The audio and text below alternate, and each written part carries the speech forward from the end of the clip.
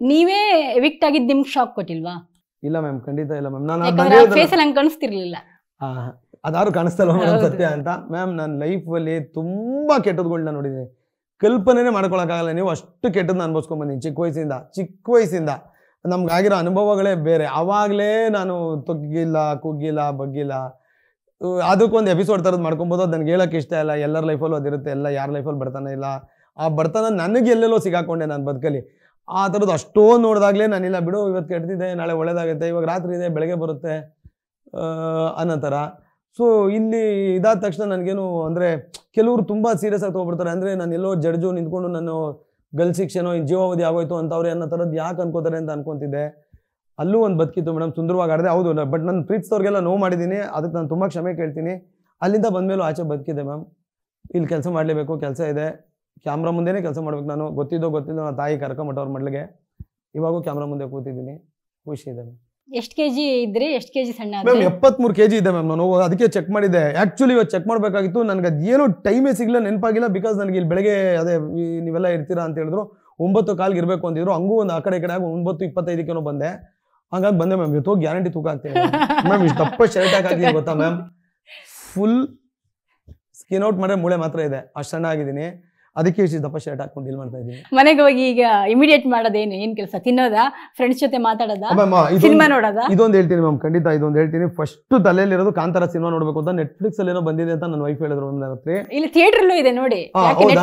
Okay ma'am. ಆಮೇಲೆ ನನ್ನ ಸ್ನೇಹಿತರು ರೇಷ್ಮಾ ಮ್ಯಾಮ್ ಅಂತ, ನಾನು ಒಂದು ಸಿನಿಮಾ ಮಾಡ್ತಾ ಇದ್ದೀನಿ, ಅವ್ರು ಡೈರೆಕ್ಟರ್ ಕಟಾರ ಅಂತ ಸಿನಿಮಾಗೆ.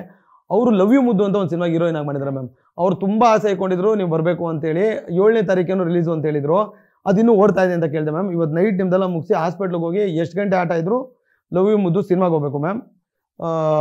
ಆಮೇಲೆ ಇಲ್ಲ ಮ್ಯಾಮ್, ಇನ್ನು ನಾನು ಹಂಗೆಲ್ಲ ತಿನ್ನಲ್ಲ ಮ್ಯಾಮ್. ಡಿಸೈಡ್ ಮಾಡ್ಕೊಂಡ್ಬಂದಿದ್ದೀನಿ. ನಾನು ತುಂಬ ಆಚೆ ಹೇಳ್ತಿದ್ದೆ, ಜೇಬಲ್ಲಿ ಇದು ಏನು ಆ್ಯಬಲ್ಲಿ 6 ಪ್ಯಾಕ್ ಮುಖ್ಯ ಅಲ್ಲ, ಜೇಬಲ್ಲಿ 6 ಲ್ಯಾಕ್ ಮುಖ್ಯ ಅಂತ. ಬಟ್ ಅಲ್ಲಿ ನಂಗೆ ತುಂಬ ಬೇರೆ ಕಲಿಸಿದೆ ಮ್ಯಾಮ್.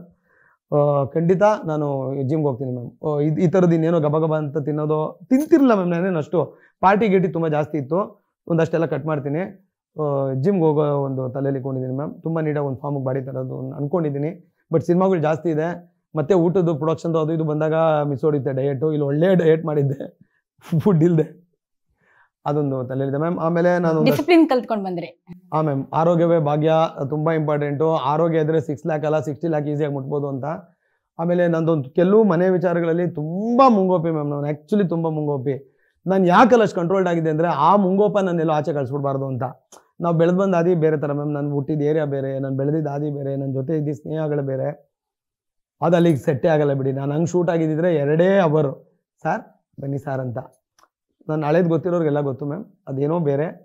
ಅದಕ್ಕೆ ನಾನು ಆ ಬದುಕ್ಬಿಟ್ಟು 20 ವರ್ಷ ತುಂಬ ನೀಟಾಗಿ ಸಿನಿಮಾ ತುಂಬ ತಾಳ್ಮೆ ಕಳಿಸಿದೆ. ನನ್ನ ಹೆಂಡತಿ ಬೆಂಡೆತ್ತಿ ತುಂಬ ರಿಪೇರಿ ಮಾಡಿದ್ದಾಳೆ ನನ್ನ. ಅವಳಿಗೂ ನನ್ನ ಮಗನಿಗೋಸ್ಕರ ತುಂಬ ಬೇರೆ ಥರದಲ್ಲಿ ಜೀವನ ನಡೀತಿದೆ, ಆರಾಮಾಗೂ ಇದ್ದೀನಿ. ಸೊ ಅಲ್ಲಿ ಇನ್ನೊಂದಷ್ಟು ಕಮ್ಮಿ ಮಾಡ್ಕೊಂಡಿದ್ದೀನಿ ಮ್ಯಾಮ್. ಗ್ಯಾರಂಟಿ ಅಲ್ಲಾಗಿದೆ, ಅದನ್ನೇ ಇಲ್ಲಿ ಮಾಡ್ತೀನಿ. ಅಂದರೆ ಮನೆ ವಿಚಾರದಲ್ಲಿ ಈಗೇನೋ ಕಿತ್ತಾಡೋದ್ರಲ್ಲಿ ಅರ್ಥನೇ ಇಲ್ಲ. ಹಂಗೇನೋ ಪಟ್ಟಂತ ಏಕ್ದಮ್ ನಮ್ಮ ಮಾತುಗಳು ಬೇಡ ಅದು ಅನ್ನೋದು ಅಂದ್ಕೊಂಡಿದ್ದೀನಿ. ಇದಿಷ್ಟು ಸುಧಾರಿಸ್ಕೊಂತೀನಿ ಮ್ಯಾಮ್.